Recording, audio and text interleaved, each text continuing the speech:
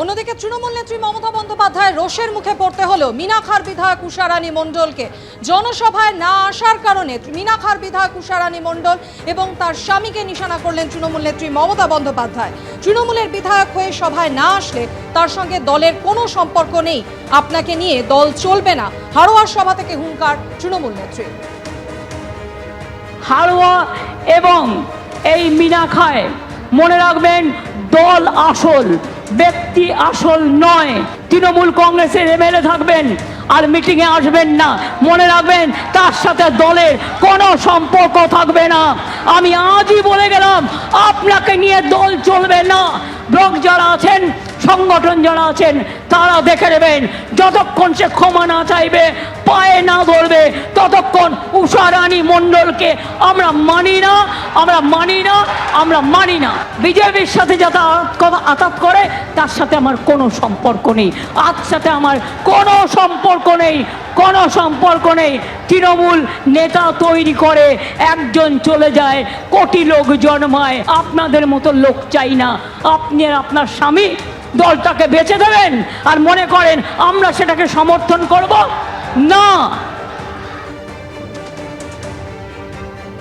তৃণমূল নেত্রী মমতা বন্দ্যোপাধ্যায় তিনি আজ হাড়োয়ার সভা থেকে মিনাখার বিধায়ক উষারানী মণ্ডল এবং তার স্বামীকে নিশানা করলেন। তৃণমূল নেত্রী রোষের মুখে পড়তে হলো মিনাখার বিধায়ক উষারানী মণ্ডলকে।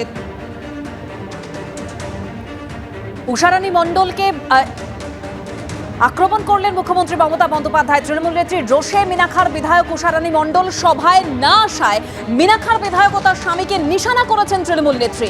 তৃণমূলের বিধায়ক হয়ে সভায় না আসলে তার সঙ্গে দলের কোনো সম্পর্ক নেই, আপনাকে নিয়ে দল চলবে না, পায়ে ধরে ক্ষমা না চাইলে উষারানী মণ্ডলকে আমরা মানি না, বললেন তৃণমূল নেত্রী মমতা বন্দ্যোপাধ্যায়।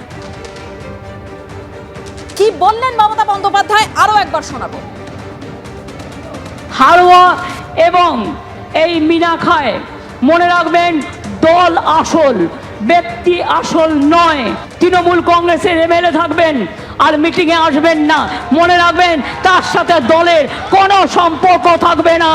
আমি আজই বলে গেলাম, আপনাকে নিয়ে দল চলবে না।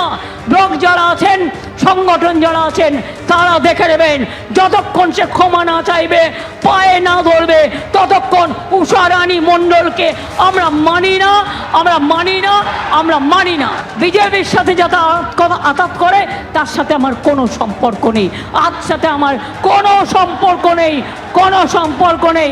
তৃণমূল নেতা তৈরি করে, একজন চলে যায়, কোটি লোক জন্মায়। আপনাদের মতো লোক চাই না। আপনি আপনার স্বামী দলটাকে বেঁচে দেবেন আর মনে করেন আমরা সেটাকে সমর্থন করব না। সভায় না আসায় মিনাখার বিধায়ক ও তার স্বামীকে নিশানা করলেন মমতা বন্দ্যোপাধ্যায়। সেই বক্তব্য আপনাদের সামনে রেখেছিলাম। তৃণমূলের বিধায়ক হয়ে সভায় না আসলে তার সঙ্গে দলের কোনো সম্পর্ক নেই, আপনাকে নিয়ে দল চলবে না, পায়ে ধরে ক্ষমা না চাইলে উষারানী মণ্ডলকে আমরা মানি না। এ বিষয়ে কথা বলবো, আমাদের সঙ্গে ইতিমধ্যে বিজেপি বিধায়ক শঙ্কর ঘোষ রয়েছেন।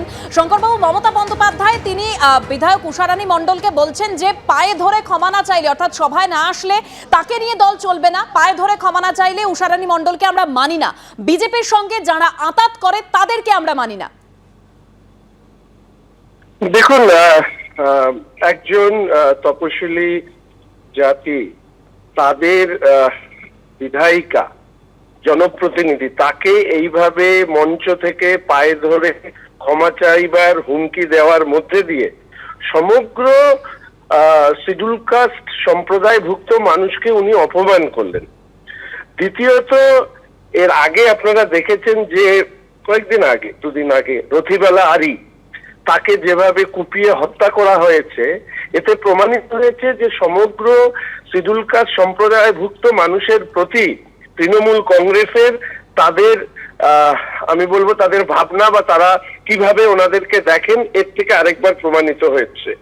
তৃতীয়ত হচ্ছে, একজন হতাশাগ্রস্ত নেত্রী, যিনি দেখতে পাচ্ছেন তাদের দলের হাত থেকে ক্ষমতা বেরিয়ে যাচ্ছে, ফলে স্বাভাবিকভাবেই তিনি বিজেপির ভূত সমগ্র স্তরে দেখছে।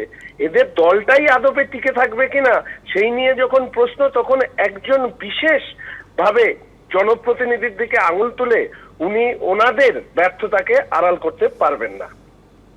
ধন্যবাদ।